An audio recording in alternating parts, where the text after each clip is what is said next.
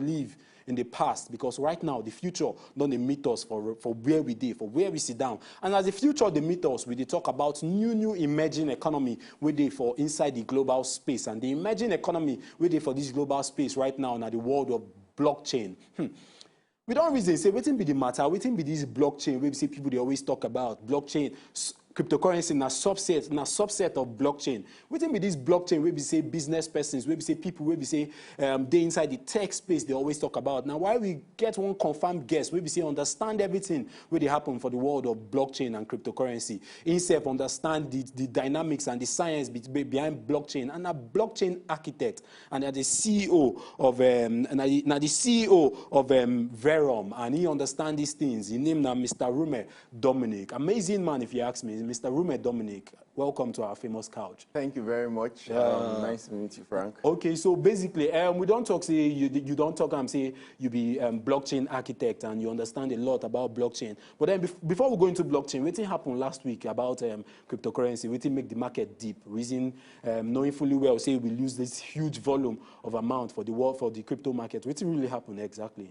Okay, so recently there has been a little bit of fear in the market. Okay. In terms of hash rate dropping. So when I say hash rate, this grammar we say the blow, my people don't understand. Though. Okay, so when I say when I say hash rate, hash rate is more or less like speed in terms of the speed that is being used to produce cryptocurrencies at a particular point in time. So mining is a production process. Like every currency in the world is produced, even the naira, the dollar, they are all produced, they are printed out. Yeah, they are minted, so why they are minted using traditional machines, in the world of cryptocurrency, what we do is to use hash rate to be able to produce or run those particular power systems to produce these cryptocurrencies. So most of the hash rate is confined in China, and China currently is one of the major countries that is supporting digital technologies or digital payments. But suddenly we saw that the People's Bank of China issued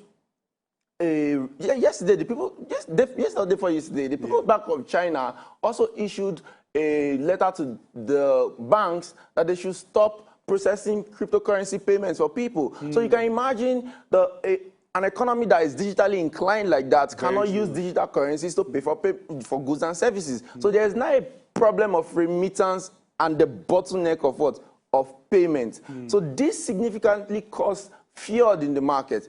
Although I feel too that it is a deliberate act to be able to drive the price of Bitcoin down so that they can also get into and cash out more. I mean, if you get Bitcoin at a little bit of a cheaper price than what it is now, why they always talk to people they buy the dip at least, so that when the price don't come low, you will get much more volume when you're buying the dip. But then from what happened for the market last week, when we jump into the world of blockchain, people they always hear waiting be blockchain.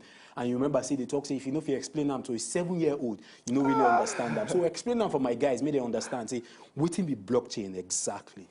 Interesting. Okay, from the point of in just few sentences, for a 7 years old child. So same type of book when you use for primary school, and the one you use while you were in secondary school. So imagine that book. Imagine it's open like this. Very true. And you've written some informations on it. Now that book becomes an open ledger. What is a ledger? Where you can store records. And that book you can also store records. But this book right now is physical.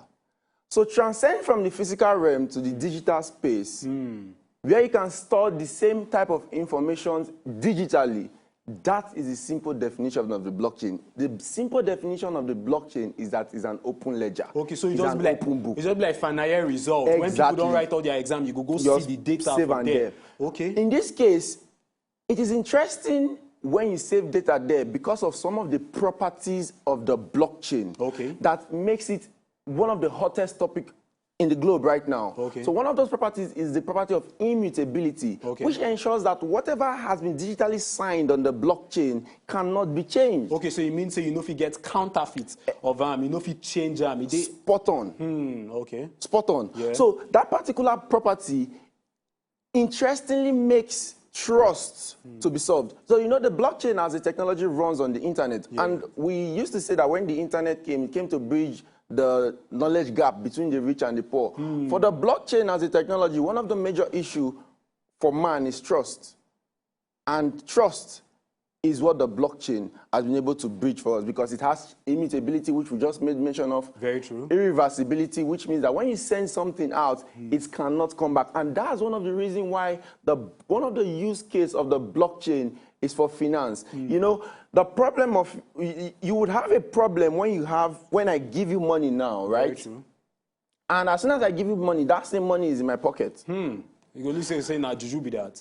Now, so they talk. Yeah. But the thing is this, that particular concept is called the concept of double spending. So it then means that I've given it to you and I still have it. So sometimes you have with traditional banking systems, they would have sent you the money and then come back. So maybe you now they tell me say you don't go to this, but now only you still get them. So that problem is something that is what solved with the blockchain. Okay. Transparency also becomes another key property of the what? Okay. Of the blockchain. Okay, so right now you don't mention say immutability, you don't mention say irreversibility, and also transparency. Now, basically, what be the uses of this blockchain? People won't know what they feel use blockchain do in just layman terms. And remember, I said we go use our own Nigerian realities define them. What be the uses basically?